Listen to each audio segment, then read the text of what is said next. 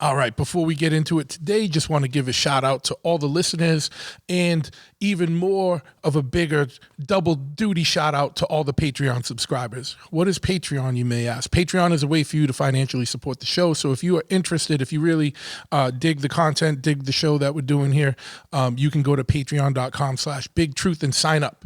I think there's a free option. It seems like there's a free option but you won't see everything that the paid subscribers see. And, there's access to different discounts.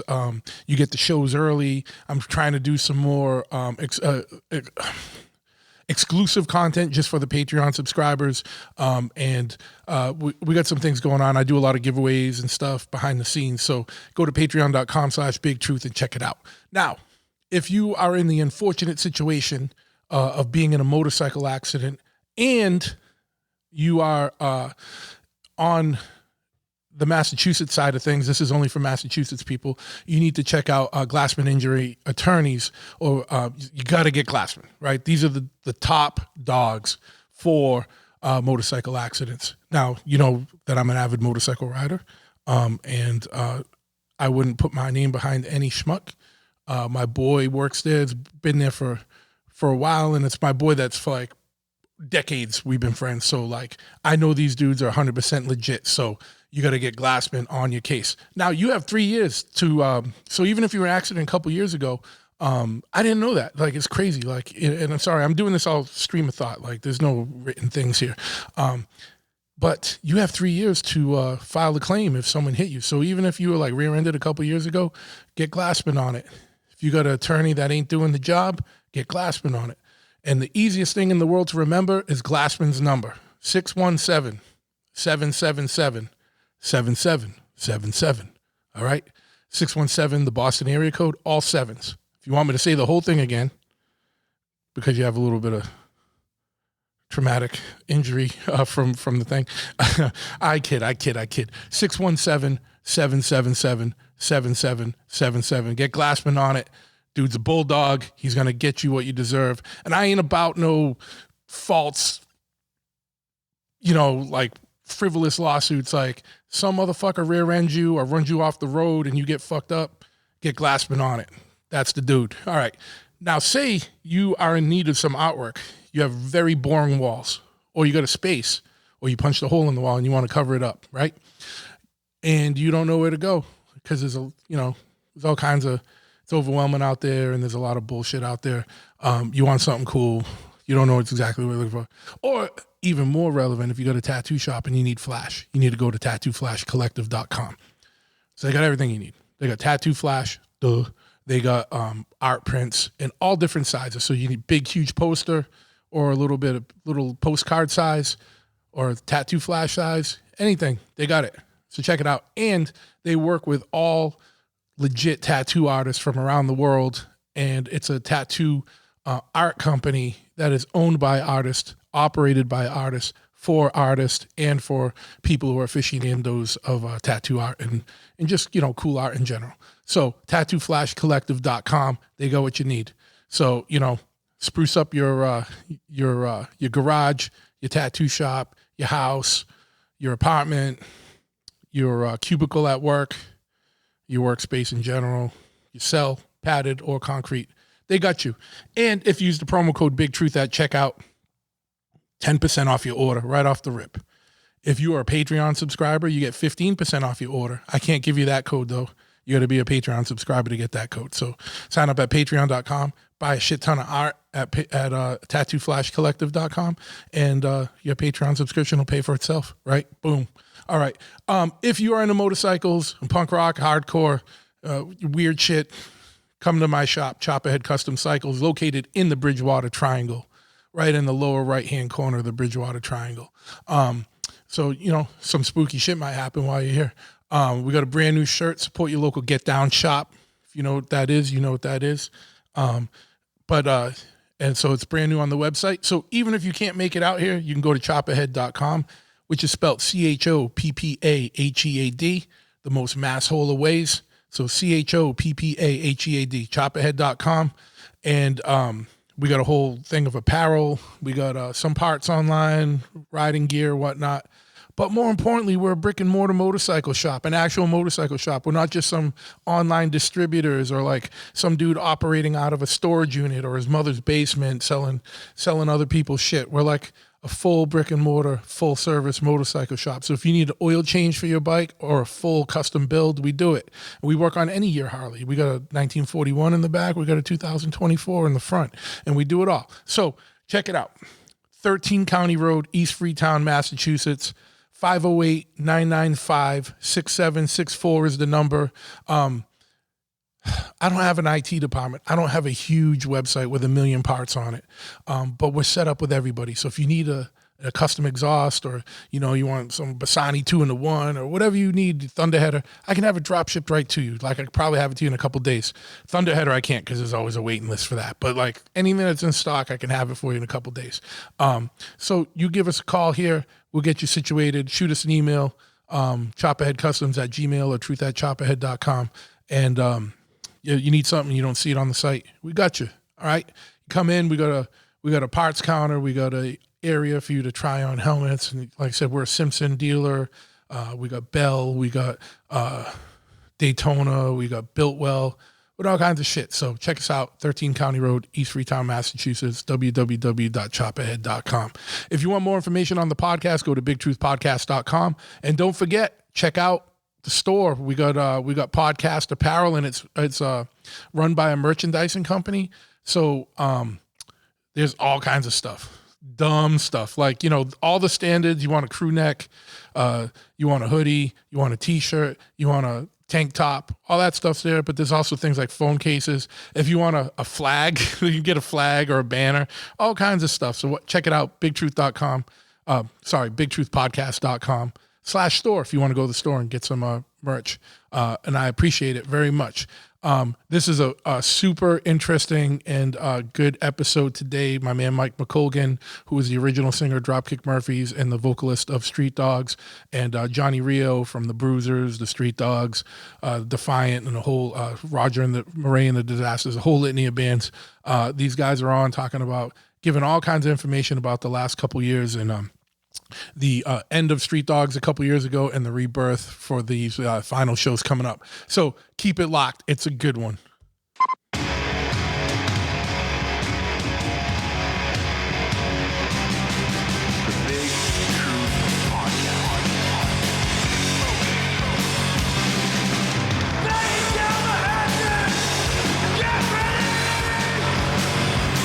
Ignition sequence start.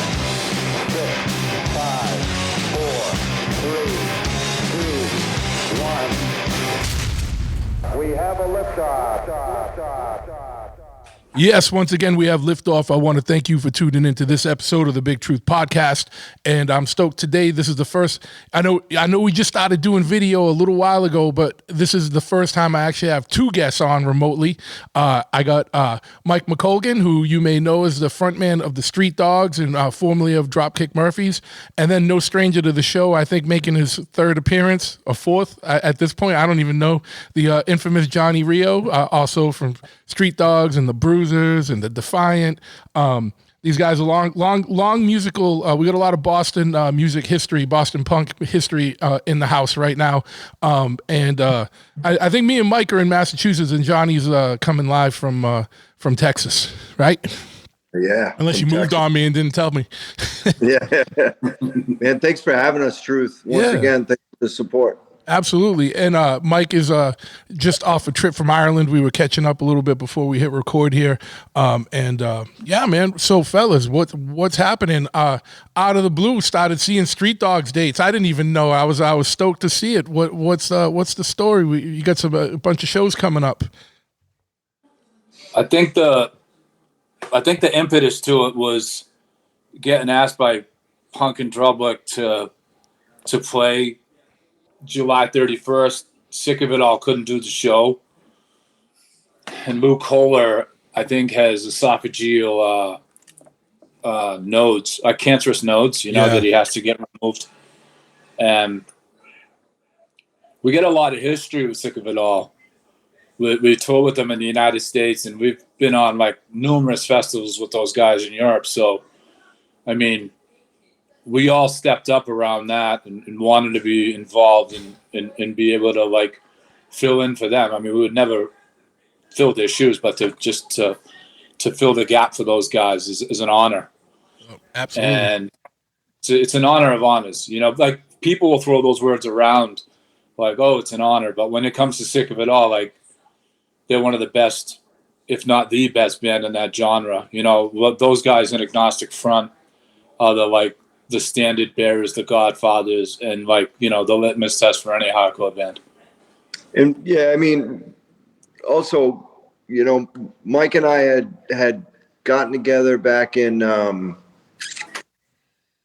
it was during Packers event. It was during the Hooligan Holiday in Boston. Mike and I had met up around that for coffee, and we've just kind of been talking ever since about things that we could do around our, you know, around the anniversary that we have coming up in 25 for our Back to the World record. And so we were talking about, you know, Mike was sort of filling me in on what he'd been up to in his life, and I've been filling him in on what was going on in my life. And it just, we kind of had enough of a break apart from one another to sort of come together as this idea, you know, around our 20th anniversary of Back to the World, and do a handful of shows and kind of give the proper send off to the Street Dogs that we wanted to give before.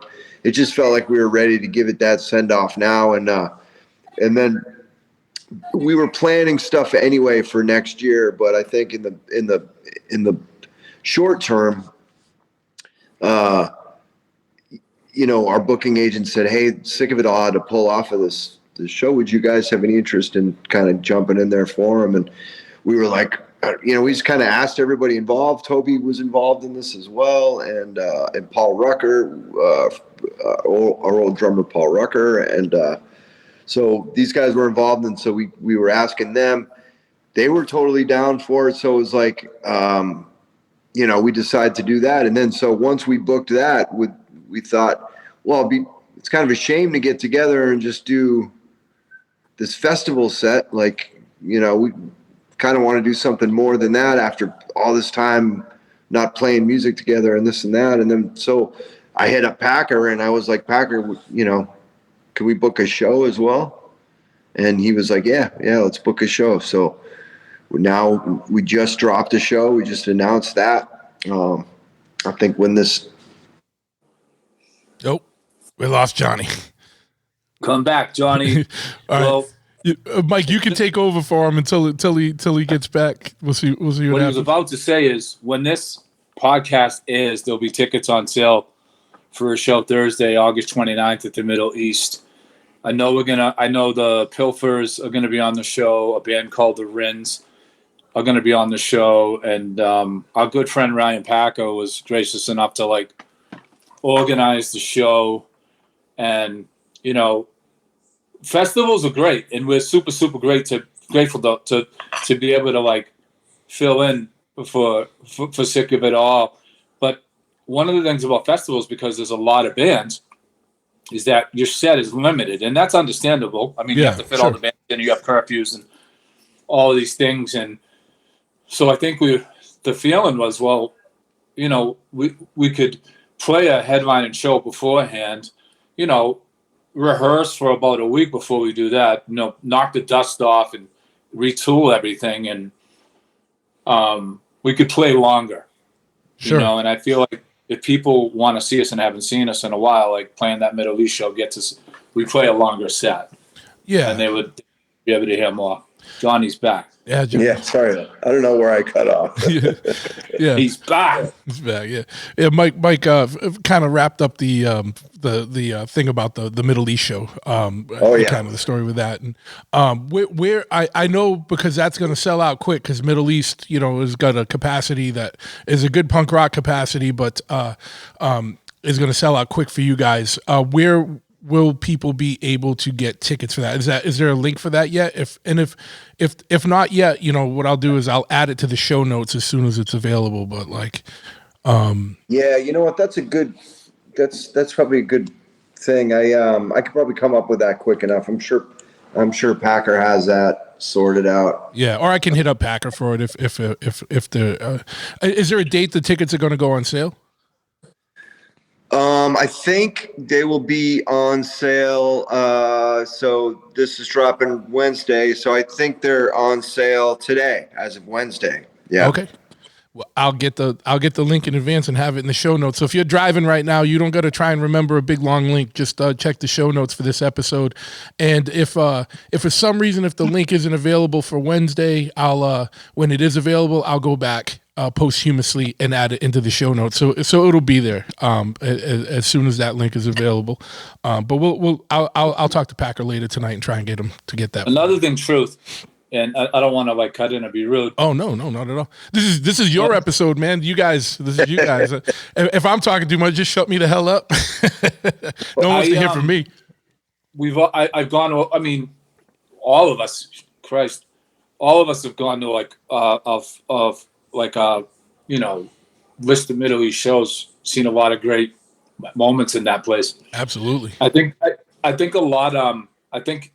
With a lot of the shows there, if you go to the website, you can just like bang, you'll see tickets and then there'll be a list of things. So, I mean, I could be wrong, but my sense is that, at that website, you'd be able to like hit the tickets and you'd be in the mix, Yeah. If you just Google Middle East Cambridge tickets, I'm sure that will provide you all the information you need to get to the tickets. Correct. But some people are lazy, so I'm going to make sure that the link is in the show notes for you guys anyway. But so yeah, I mean, it's been a while, and I know there's been a lot going on in everyone's lives. Like, and I know Johnny's like you've been touring a lot with Defiant and whatnot. And we've talked about that because I had you and you and Dickie on and stuff.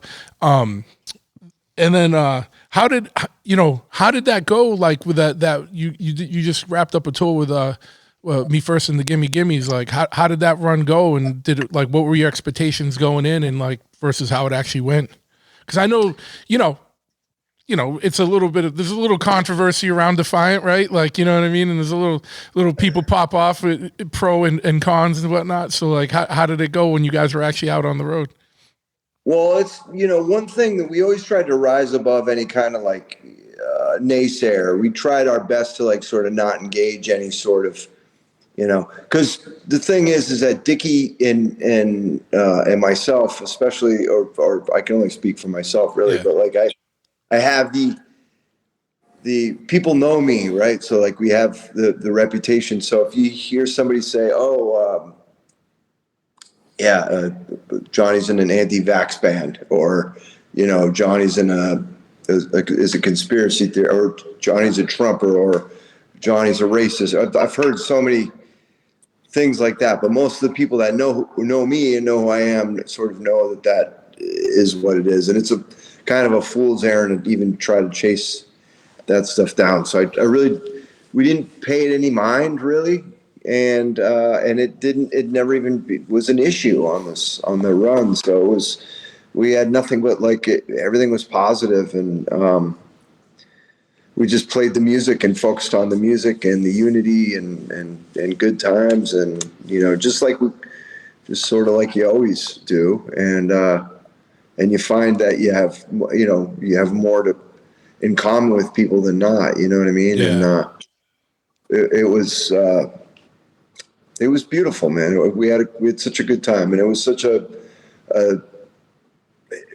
there's just no negativity. We were all just grateful to be playing music, Absolutely, man. Yeah. And it's like one thing, we don't got to dive into any of this. Like one thing I'm really fucking sick of is that if you disagree with somebody in the world, like automatically you're on some other team.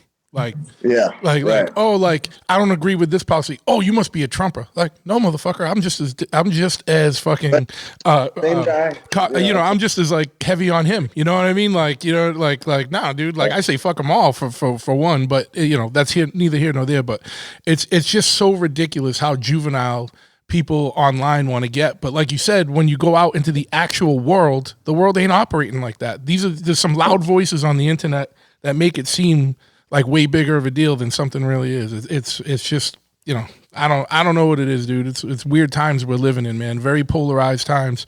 But like you said, once everyone's in the same room, everyone's in the same room having a good time.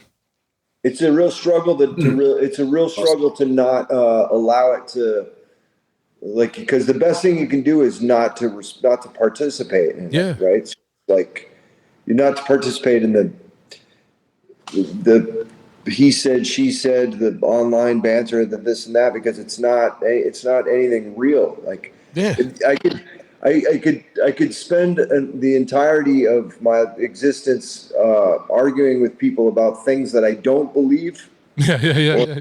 like things that I really do believe in, which is that, but nobody ever wants to talk to you about, what you do think or what you do feel. They want to talk to you about what you don't, and Or they want to talk to you about what their perception of what you think is, which is different than what the reality of like, people react to headlines. They don't listen to like the whole nuance of the whole story. Like, they don't read the whole article. They read the first 3 lines and then make their opinion based on that. And it gets wild. Yeah, Man. Well, yeah. cool. I will say. I was at that one show and it was a fucking great time, dude. Like, you know what I mean? And like everything, like that whole room was just having a good time, like the whole night, every band. Yeah. I mean, that's what it's about. It is, man. And I think that that spirit is something that I really love about that band. Yeah. So Cool. Yeah, man. And anything coming up with that before we go? I want to jump, I want to talk more about the street dog stuff, but like, let's wrap up. The coolest thing for me is that Defiant was already going to be on that Brockton show, that No Effect show. So we were going to do it anyway. So when Sick of It All pulled out and our agent asked about submitting Street Dogs for it, it was like, oh man, I'm going to be there anyway. And double duty.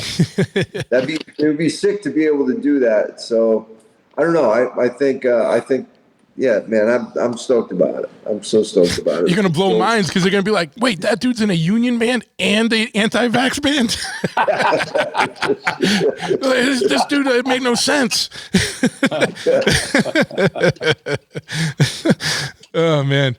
Well, I mean. Although I was surprised at how many people that followed Street Dogs came out and saw us on that tour that we just did, with Me First and the Gimme Gimmes. It was super cool, and it felt great to see old Street Dog fans. Yeah. Well, I mean, you guys did Street Dogs for so long, like and there's such a legacy and such like a fan base behind it. Like it's got to, like, what's it been like? Has this been the longest you guys have? I know you guys had some hiatuses before, but is this the longest hiatus you guys have had? Yeah, without a doubt. And I don't know. I mean, I've listened to interviews of other bands and stuff, and not many bands like highlight the human toll this thing takes on you. I think we were touring legit from about 2004 or 5 onward. Yeah. And going pretty full steam. And we tried to shut it down, I want to say around 2013, and everybody, everybody was feeling the bite of this thing in different ways. And then we roll into 2020, we were about to do the farewell shows with Flog 'Em Out, and then COVID hits. So, I mean, we were like burnt to a crisp at that point too, like on a human level. And like, I'm in recovery from booze and drugs, and I've been sober from booze and drugs since about 1992. But I mean, my understanding of addiction through direct experience and therapy and meetings is that it isn't a 1 or 2 trick pony. It can manifest in other ways. It can manifest in gambling, shopping, technology, codependency, sex, and things like that. And that was something that happened to me, like on the road. I mean, I was promiscuous and made a lot of mistakes and was ignorant and just really selfish. You know what I mean? And when it all wound down, I had to take a hard look at that, and I went to refuge recovery to deal with that process addiction. I went into therapy. I actually went into McColgan's inpatient for 2 weeks and learned about like things like cognitive behavior therapy, mindfulness-based therapy. I learned about trauma. I did EMDR.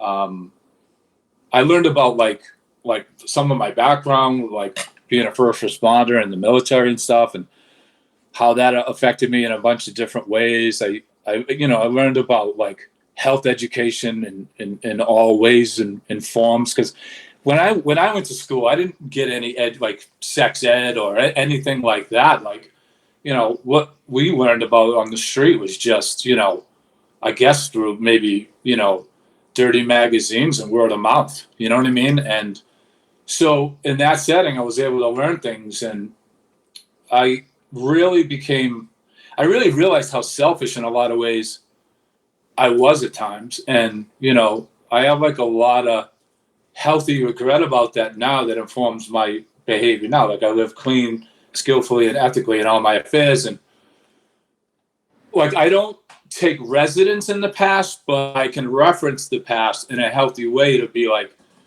I can't be that way. I have to, one of the last relationships I was in, I was completely monogamous the entire time. And now I'm living skillfully, and I've been upfront with, the people I'm with now about everything that's gone on in my life. So the closets are empty, and I've done a lot of work around it. I'm not tooting my own horn because I owe a lot of apologies, and I have a lot of amends to make, and I'm willing to have those conversations, and then recovery has informed me that's possible. You know what I mean? To have a conversation where everybody's seen, heard, and feelings are valid, and it's not, people trying to vilify one another like in a combative way, just in maybe a supportive and therapeutic and kind way. So the break was really good for me, and I hate to say this because I know COVID caused widespread suffering and still does for many, but for me it was like a time for retooling and a reset, and I learned that in many different ways with recovery. It manifests in so many different ways, but we do change and we do recover, and we can do the work. And fortunately, what I do for a living, I'm able to help others, and I work as a counselor. And some of the experience I have from addiction and now being in recovery, and it's I'm able to help other people that are in difficult situations and need help, and I can take my experience, strength, and hope and help them out. So it's been a journey for me, and it's also taught me to stay in the present moment too. Like I've learned about mindfulness and not like living in the past or moving ahead to the future. I can just come back to the present moment, and I'm super, super grateful that what I get to do for a living, and that we can the band can reconvene and kind of fulfill a promise to do the farewell shows. Like we had farewell shows set up on that Flog and Molly run, and then we had some California shows set up too. And many people have referenced those shows. Yeah. And they want us to play at Alex's bar again.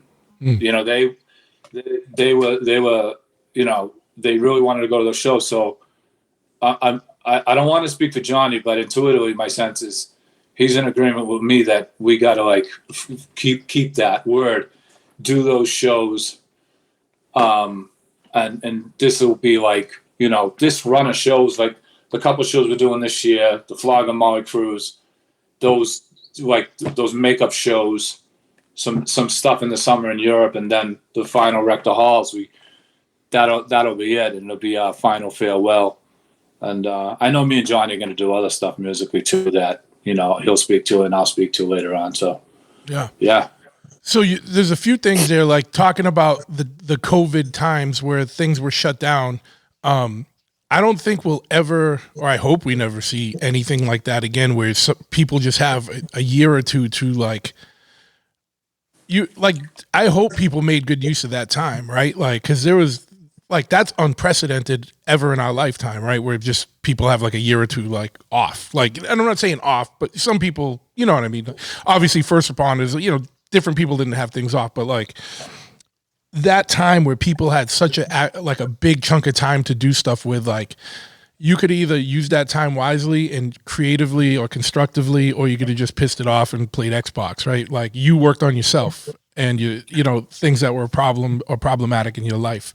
Do you think also part of like now is the time to do these shows because you're in a better place? Like would you have been able to do these shows before, or is it like, you know, like? No, I feel that's a great question. It's formed up really good relative to what we just talked about. I feel like, you know, like where I was unskillful and out of pocket and really selfish and just an asshole. I'll lean right into it and put my shoulder into it. And I think doing that work and continuing to do that work, like, you know, now I see the benefit and being mindful of others and compassionate and kind towards others, even when others aren't necessarily completely truthful, and, you know, they may be like embellishing or making stuff up about you. I've had people that, you know, have wanted me to go fire and brimstone and nuclear on people, but I think it was Dharma and Buddhism that informed me to see people, hear people. People have feelings, all types of different feelings, and, you know, like, just hear and see people and have compassion and kindness and composure, equanimity. And I learned about like right speech. I learned about right intention, right concentration, right mindfulness, right livelihood. Like, I think the thing that I learned in Alcoholics Anonymous a long time ago, they used to beat this drum, and I know Johnny's familiar with AA. He's gone in the past. Is it's an inside job. They used to always beat that drum. This is an inside job, and it's progress, not perfection. Buddhism lays out an eightfold path and says this is a path that where you learn that, like, tending to your own like spiritual condition and living mindfully, and you learn that nothing externally will validate you. That chasing material stuff or no human, no shopping, no booze, no drugs. It's all a dead end road. And it's that it's becoming a friend to yourself and holding space for other people and having compassion and kindness and balance and just, you know, Johnny kind of, this is to dovetail on what Johnny talked about earlier, like, and I've seen the change in Johnny where in the past, both me and him in the past, we will, and I'm sure this could be true of you as well, is that we were taught to, you know, fist for fist, tap for tap, blow for blow, like all that stuff. And when you get older, and I learned this in Dharma, is that when you're always clashing, you're just perpetuating suffering. And in Buddhism, they call it samsara. And it's just, you know, the only thing that can dissolve animosity or anger or enmity is loving kindness. And that's, you know, just having positive regard and positive intention for all beings. And that's a tall order. And Buddhism says, you know, point blank, are you ready to handle that? It's a lot. It's a lot, especially with that prior conditioning of growing up. Like, when you get hit, you hit twice as hard, hit first.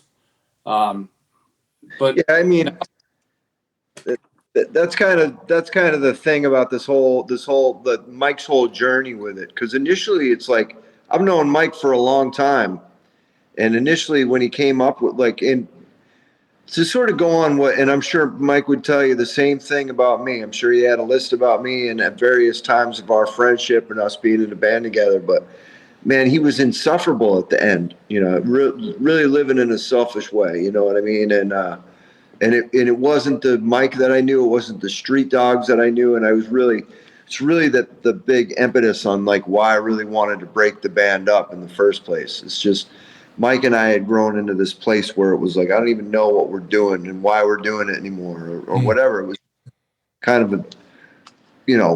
a dark sort of, it didn't feel like our motives were in check or this or that. So then years go by and I hadn't really talked to Mike, and we would talk a little bit about certain little bits of street dog business, but we really stayed not, out of contact for most of that time. So when I first started hearing about the Dharma stuff and the Buddhist stuff, like I appreciated it because a lot of meditation, a lot of Buddhist stuff would,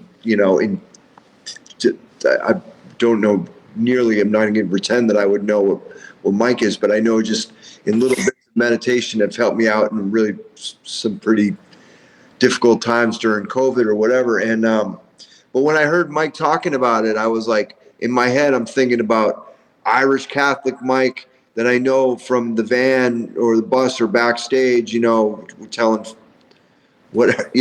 fart jokes and like talking shit to each other. And like, you know what I mean? Like this Mama Luke is telling me about Buddhism now. Like, is it, He thinks he's the towny llama. The towny llama.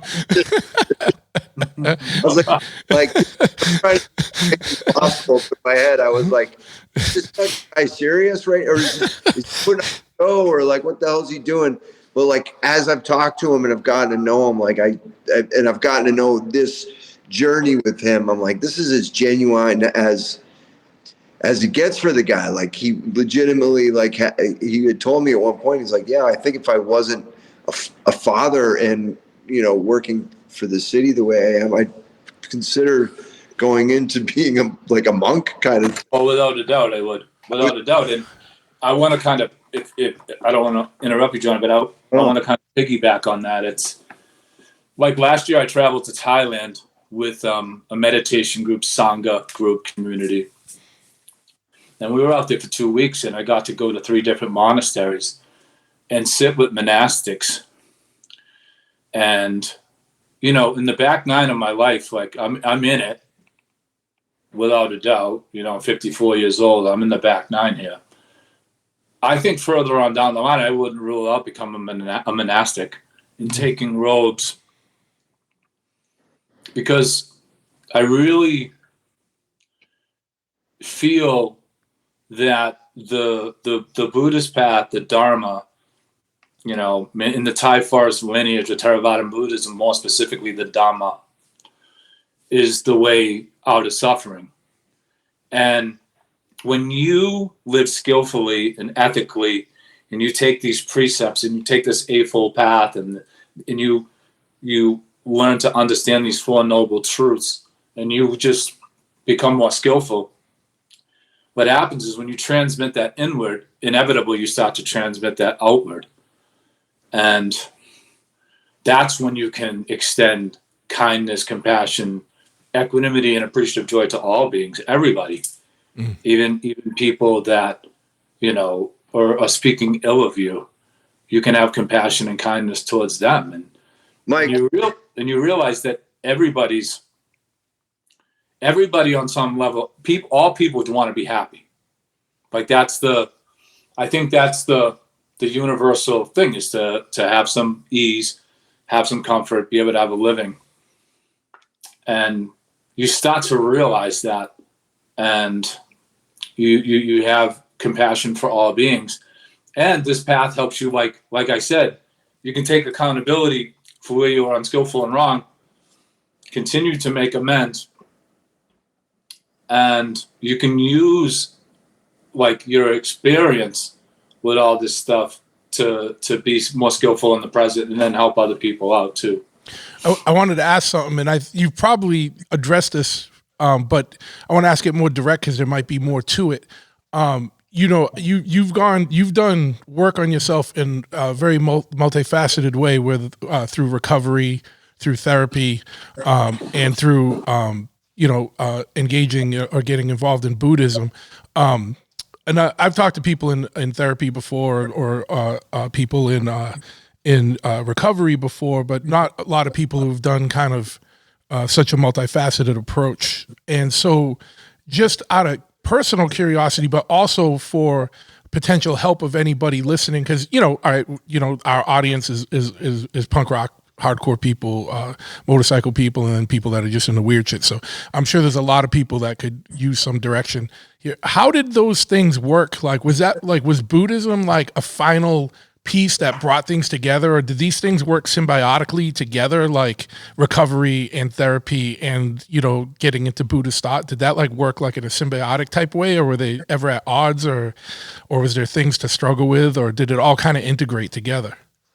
I think initially refuge recovery was the thing I was introduced to.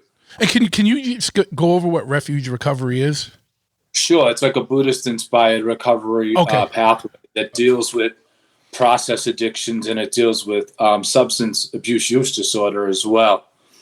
And it was from going into refuge recovery and taking on that pathway to deal with the sex and codependency addiction that I got introduced to Dharma and Buddhist Sangha groups. And then I was encouraged by a teacher to seek therapy, to seek inpatient therapy and, get exposed to different modalities and different types of therapies to address things that I was in denial about. PTSD. I was in denial about stuff from the military, or having been a first responder and having worked as a first responder in different capacities. Like, I had this old salty, like towny, like toxic masculinity, like limited view that never served me or anybody else for that matter. That you suck it up and drive on and shut the fuck up. Like I maintained that for a long time. And it's unskillful. It's not tenable, and it only hurts you. And going into therapy, I learned all that stuff, and I learned that there's resiliency, strength, and health, and like a non-toxic strength in working on these things. You know what I mean? Like leaning into them and just having receptivity, open-mindedness, and holding space, to get better and be better. And then also to see and hear other people and just kind of, I learned from a teacher too, that in this world that the only wise response to many things is compassion, because we are powerless over people, places, and things. That's just my own direct experience, and some different philosophies and 12-step programs and other recovery programs highlight that all the time. That the only thing that we have any real agency over is our own actions. And if we live skillfully, then, the people around us will feel that. So what do you think got you, like, I know, and cause we all have friends that are like touring musicians. So like, and there's a lot of people that listen to this that are on the road. I know you guys mentioned that, like, just being on the bus, being in the van, touring so much, kind of led to, like, at the end, you didn't even know why you were doing it anymore, and you guys had changed as people. Like, what do you think it is about the road that, like, I know you had other factors going on, like with PTSD from military and first responder experience, but what do you think even got you guys, like, in that space, like that negative or like changed mental health space? And like, like knowing that now, like, how do you approach the road differently? Because that might help people that, what I mean, that we know that are tourers that might not even want to ask about any of this shit. I want to give Johnny some time to address it too, because I know that he's been through a lot, and yeah, it wore on us all in different ways, but I feel like he's more like tool to take this one, on the outset. Yeah, it's weird because when you're a band like the Street Dogs, it's like we were a band that, like, in many ways we had so much to be grateful for, like in the sense that, like, we got to play tons of amazing shows and tours and put out a bunch of records, and we accomplished a whole lot more than many bands wouldn't have. But on the other, Probably a lot more than you even expected at the beginning. yeah. Right? Like, yeah. Oh yeah, without a doubt. But also on the other hand, it's like you walk away from it going, been married 3 times. I have this much in debt. I like really, what did it really make me financially? Like it was a hustle every day. You're like, you can look at it in so many different ways. I missed so much of my kids growing up, spent I had my own issues with pharmaceuticals and stuff that sort of shaped how I would, view that whole thing in the Sure. years. I remember the Sleepy Johnny days, man.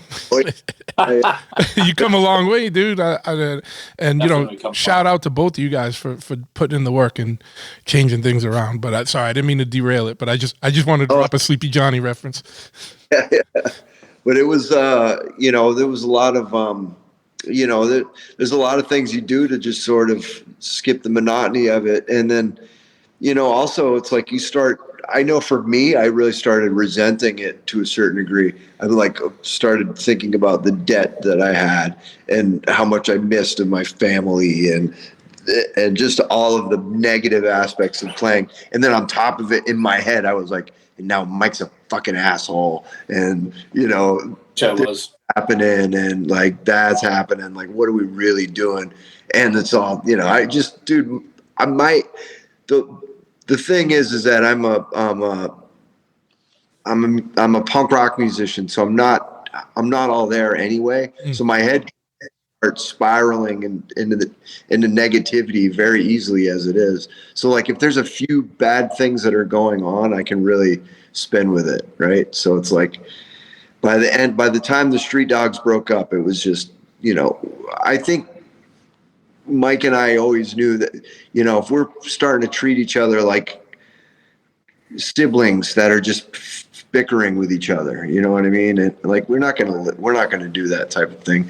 But at the same time, we have to respect each other enough to know that like, we're going to keep this going for each other, or not, or whatever, like it's, he can't do it without me. I can't do it without him kind of thing. And we had to be right with that. I think, we had to be in the right sort of headspace. And I was just convinced after meeting Mike in November, I was like, man, he's done a lot of work on himself. Some of it, I don't even know. Like, he's like, hey, let's write a song together. And it's like, the whole song is like Buddhist stuff. And I'm like, dude, this is great. This is a great song that you just wrote. But like, are people kind of like the working class songs? Like maybe the Buddhist song, and he's like, no, I get it. I understand what you're saying, and we were sort of back to what we were, it was cool. It was super cool. And to be honest, like I'd be stoked with a Buddhist Street Dog song. I think it'd be awesome. But I was just kind of, we were giving each other shit about it. Like, yeah. What I mean? And good natured ball busted. So now, having the time and, for reflection, and you guys have like done some like work on yourself. Is this like, are these shows now like something that you're actually like amped about and like stoked and gonna do like proper send off? It's not like it's like the whole mindset like change now with that. Yeah, I think we feel it's like I feel like I'm friends with Johnny again. Yeah. And that's how this all started in the first place. It's like we were friends and we love a lot of similar music. And there was always like when we were together in a room making music, there was always a connection. That still exists. There's no doubt in my mind about that. Yeah. And I'm eager to get back in the room and just have fun with my friends making music. And the intentionality is just to make people happy. To be mindful of people and be kind to people. And, like, to me, like, kindness isn't a strategy. It's a way of life. It's not performative.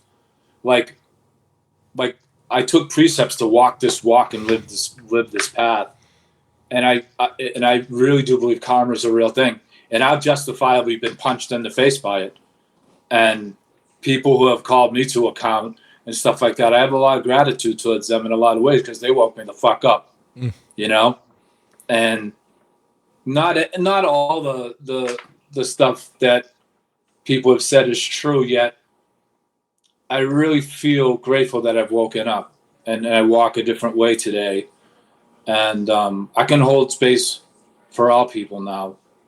And that, like, it's like Johnny said, like, there's a 7-year-old, like, if I went back in the past 7 years ago, there's a version of me that would want to fist fight the version of me right now. Yeah. Because it's like I really have changed. And that's one other thing I've learned in this path is that all things are impermanent and that everything on, every level is changing, and nothing is permanent. And I feel like doing the good in front of me and, like tending to like my inner world and living like clean and good, it just feels good. It's good for my son. My son has a good example now. And like, I love and adore my son. And, like we had talked earlier before we got going about the Donegal trip I went to. I got to go back to my Nana's family in Carandana, Donegal, and I was with her nephew Seamus and Mary O'Doherty, and it was just as Irish as it sounds when I describe it. I mean, green rolling hills and beautiful sights and great food, and then they took us in like we were their own, and they were like, you can bring your son, you can bring your girlfriend, like you're one of us, and it just felt so good, you know what I mean? And that one of us feeling or sense that goes to me and Johnny and Toby and Paul, and then even Rioux was going to play with us. Like, I've never set foot in a room with Rioux, but I've watched the Disasters play, and like Rious's enthusiasm to play and his commitment and his work ethic, and I'm really, really excited for what's to come. And yeah, it really feels good. It feels like we're friends again. Yeah. It's the proper send off, I think, that the Street Dog should have done. You know what I mean? Like we weren't able to do because of COVID and everything that was happening around that. We weren't able to do the send off that we really wanted to do. So it's like, all right, now let's take this time to kind of do a handful of shows and really try to do the send off that we're doing. And the other thing too, honestly, like I'm a huge fan of Mike, and I guess we can't really say specifically where it's going to be or whatever, but Mike has entertained the idea of doing performing the Do or Die songs too. Nice. Yeah, I mean, we've talked about that, and I'm pretty sure something's going to form up relatively soon. And I don't necessarily know that myself and Kenny or Matt or Rick would ever get a chance to do it. I mean, God, we're all getting up there now, right? Yeah, yeah. So, and they're all busy. They got things going on and everything. And I kind of just want to stoke people out. I've had so many people like over the years ask me if I would ever, do something like that. And for a long time, I said no. And now I'm like, the intentionality behind it is just, let's just make people happy and have some fun. That's a great record. Yeah, yeah. And everybody that was on that record had a part to do with it. And I had a part to do with it too. And there was a certain spirit in that album that is powerful. It was potent. And yeah, I got to give a big tip of the hat to the Swingin' Utters too. Like, I just have to, because at the time when we made that album, those guys were it. Like, they were just rupturing every room they went into live.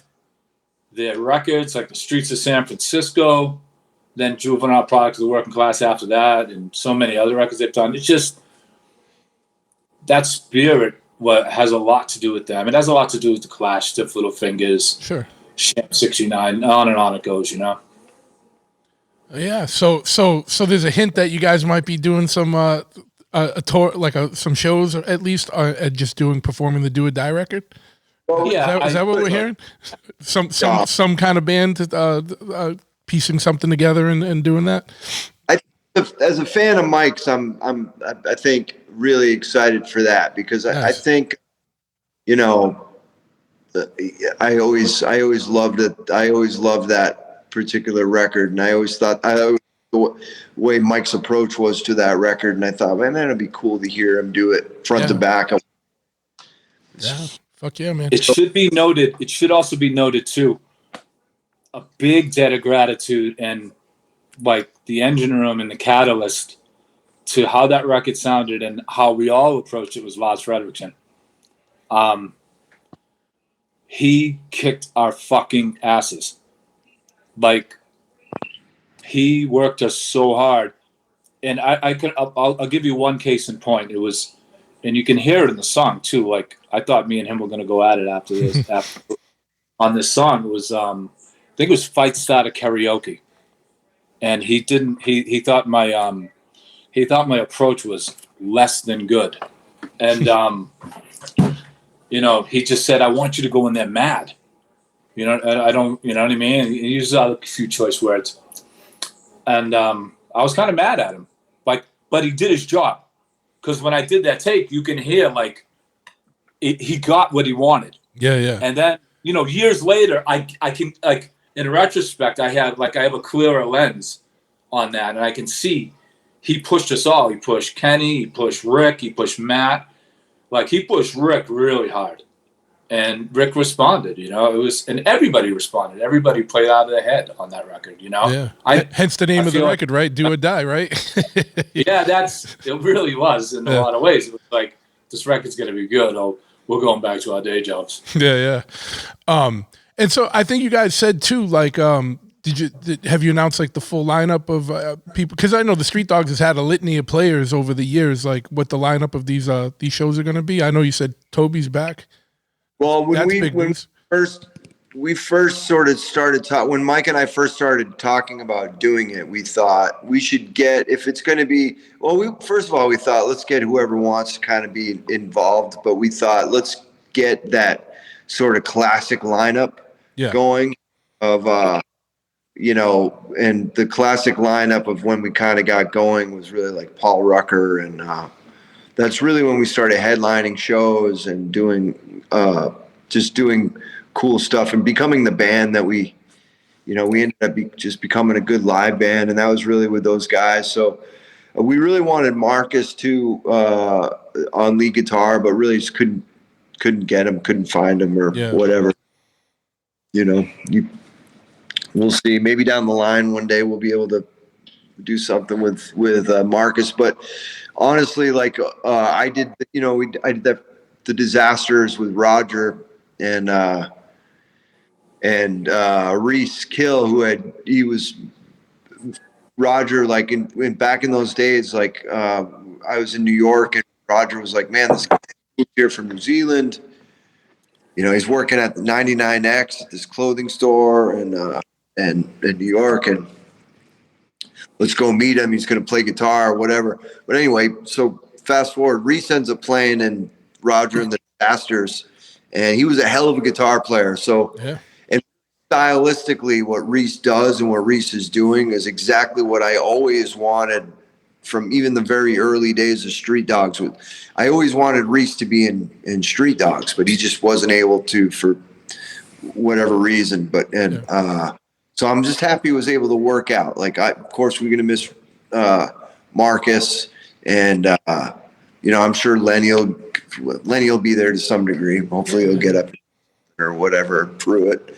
Everyone who's been involved in it, we hope they're there. And the door's always open to hop up there and grab a mic and sing in. And it's like, I feel like it's always been that way. Like, we knew, I think, when we started it wasn't going to be like the type of band like that has an original lineup forever. We knew that. I think we kind of intuitively knew, and then, like, spoke to the fact that it would be interchangeable. So, thank you to Jeff Verna, Rob Godotti, Joe Soroyce, Matt Pruitt, Lenny Lashley. Even there's so many people. I'm probably even like Craig from Agnostic Front was gonna play the shows that got canned. in March of 2020. Thank you to him. Yeah, and Gab. Pete Sosa, thank you to him. Great guy, great person. Gavin Caswell, who's in Census Fail. Like, thank you to all of those guys. They're family. You know what I mean?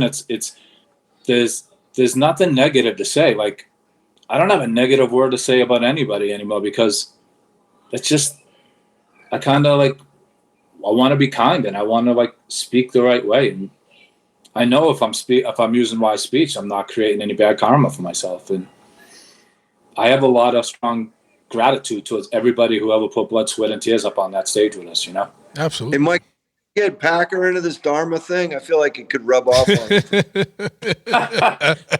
Well, I will say, the other day, text when you called me Captain Dickface, I feel like, I was like, now might be the time to try to get him into Dharma or Refuge Recovery or AA. He knows I love that guy like a brother. And I mean, talk about a guy he's gotten up on stage with us many times too, and played guitar and sang. The one thing a lot of people don't know about Packer, and he's probably gonna fucking kill me for saying this, but he can sing. He's got a good voice. I think he's kind of like a little ambivalent about it, and I don't know what, but he can actually sing pretty good. And he's gotten up there with us, and he's the guy's like a brother to us. Yeah. He's such a wonderful being. He's very salty, and he could use some therapy and some recovery pathways, and those doors are always open to him. Yeah. Is he gonna TM those shows? Is he gonna TM those shows for you? He's promoting the Middle Boston East show, one. Yeah. Sure, he'll be there with us too. It's hard to do Street Dogs without Packer. Yeah. He was such a part of it too. Yeah, absolutely. One of the best things, truth, right? I know Johnny will remember this. Every morning, from the first fucking show he did with us to, some of the last, he'd be like, I just want you guys to know this is going to be my last day. He would start every morning at morning coffee. He wouldn't really say it exactly like that. He'd be like, this is my last day of working for you, blanks. Yeah. He had some unsavory words that he would use for. So. God bless him. Mike, you've talked a lot about your process and recovery and going down the path you've gone down.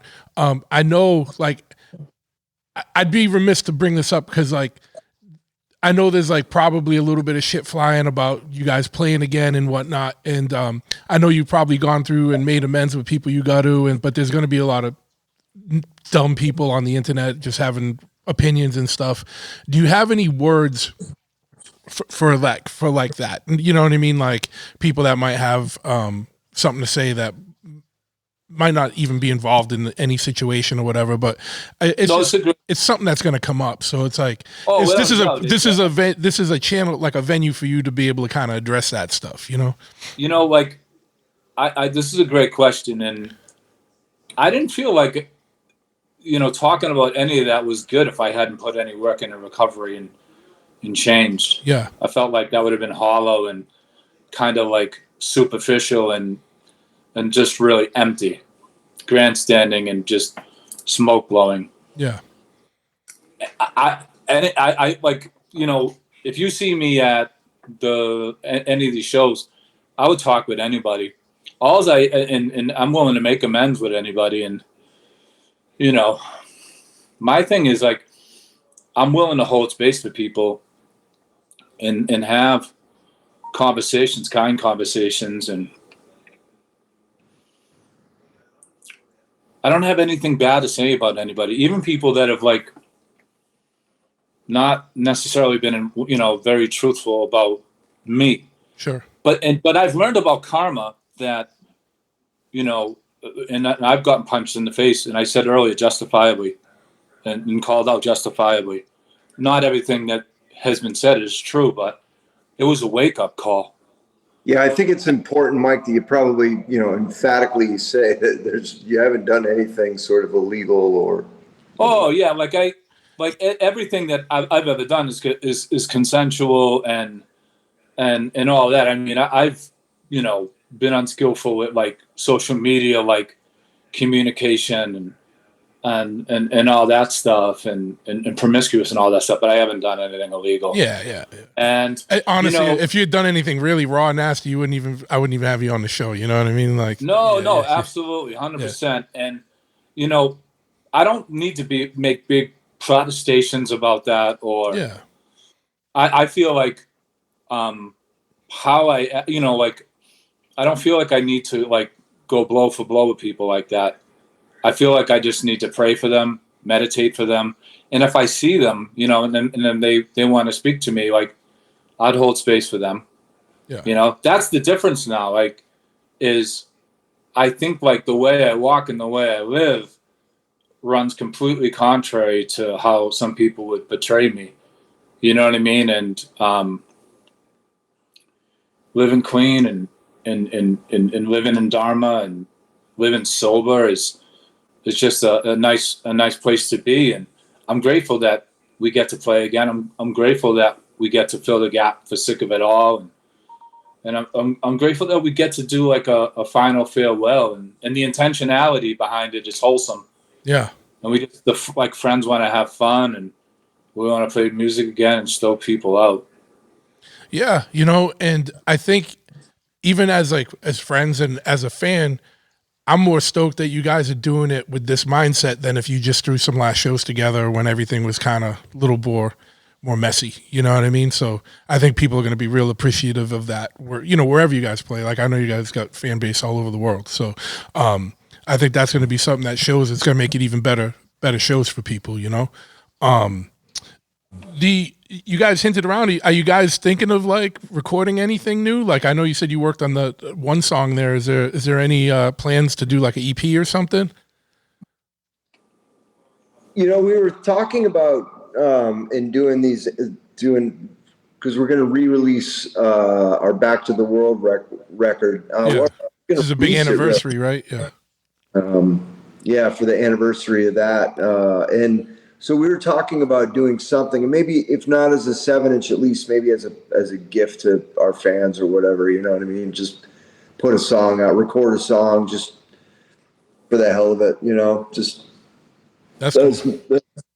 In memoriam of the band or whatever. But also we also want to put sort of all of the old stuff out too. You know, all the old demos and B-sides, and we want to put it all out there. It's just kind of. That's what we're going to do and really sort of see this thing off in style, you know, the way that we should have before, you know, COVID and all that kind of stuff. Yeah. Well, hell yeah, man. Anything else you guys got going on or want to talk about? No, I'm really grateful that I did the first like bit of press or interview I've done in quite some time here, because I feel like knowing you as long as I have, like this is a true forum and this is us being true to our school. Yeah, and I appreciate you guys coming on, you know, and doors always open, and it's like with this, it's like just free form, man. Like whatever you guys want to talk about, like there's no, you know, there's no questions, there's no preconceived anything. It's just three friends. This is like the shit we'd be talking about sitting in the van driving around, right? Like that's the way I understand it. It's incredible to be. Yeah, I mean, I haven't done any press with Mike in 5 years or more. So yeah, it's been cool a minute. To be doing it again and to be doing it with you is the coolest part of it. Yeah, no, so. And I'm honored to have you guys on, and that, you know, this was the outlet you chose, man. Like I appreciate it, and we keep it Boston, right? We keep it moving, keep it. I'm gonna die all night thinking about the Townie Llama, dude. Like I don't know, I never heard that. That's just making me fucking die. That should be the name of the song, man. Yeah, that's a bad idea. That's not a bad idea for a song name. I think you're onto something. Yeah, I like it. Fuck yeah, man. You know. All right, so yeah. do you and hopefully we see you at Brockton or for the Middle East show. Before you got on, Mike already wrote me into having to go do drink tonight. So I'm at the Boston, I'm at the Cambridge show, and I'll be at the Brockton show too. Like, you know what I mean, to hang out. You know what I mean, and see what's going on. That's gonna be a killer show. I can't wait. I'll go to anyone I can. You know what I mean, because especially if it's the last ones. You know what I mean. So, yeah. Well, do you guys? Is there gonna? I know you guys are probably still getting everything together. Do you have a list of? Is there a list of all the shows up yet on any of the social media or the website or anything? We don't have the full list yet because there's a couple of things that we haven't. Like there's a couple of things that we're going to announce as we come. But in terms of what's announced right now, we have the Middle East, and then we have the Brockton show, and that's what is that? August 9th. 29th. Thursday night, yeah. And then the 31st, right? Yeah. Yeah. I think that's August a Saturday. Is the Middle East, and then August 31st is Brockton. And then after that, we have the Flogamali Salty Dog Cruise. Yeah. That's in February. That's already sold out, unfortunately. And then after that, looks like we're going to do a little bit in Europe next year, and a little bit in maybe a week or so on the West Coast, and then finish up the whole thing with a Wreck the Halls in Boston. And yeah. Yeah, and man. then, Boston needs another at least one more Wreck the Halls, because it's been something that's been missed. You know what I mean? That was always something to look forward to. Yeah, for sure, man. We missed it too. Yeah, I can imagine. Well, I want to thank you guys for coming on. What are the social medias or like the websites or anything where people can go to find out more? Are you guys updating all the Street Dog stuff? Yeah, we're doing the best we can with keeping that up to as up to date as we can. But yeah, Street Dogs Official will have any kind of officially announced shows and all the Instagram. It'd be the best way to go. All right. Yeah. And I'll have all that stuff in the show notes. So like I said, like not everyone's watching this. It's weird, man, because I don't know, like, you know, obviously I just started doing the video like a few episodes ago. So it's like always been an audio only. So I don't know how many people are actually listening versus watching. Actually, I know more people are listening because on Spotify we slay it, right? But like on YouTube, it's just building up because we just started doing video. So if you are one of the people listening, all this stuff will be in the show notes, so you don't have to remember it. Don't swerve around and get in an accident. Just when you get home and you get near a computer, you can pull up, and all the information will be there, all so that you can get in touch with these guys and see where all the shows are. But yeah, I want to thank you guys for coming on. I'm gonna. Appreciate you so much, man. Yeah, no, absolutely. No, man. Obviously, like I was looking forward to this as soon as you hit me up, Johnny. I'm gonna shut this. I'm gonna shut the recording off, but I'm not hanging up. So hold on 1 second.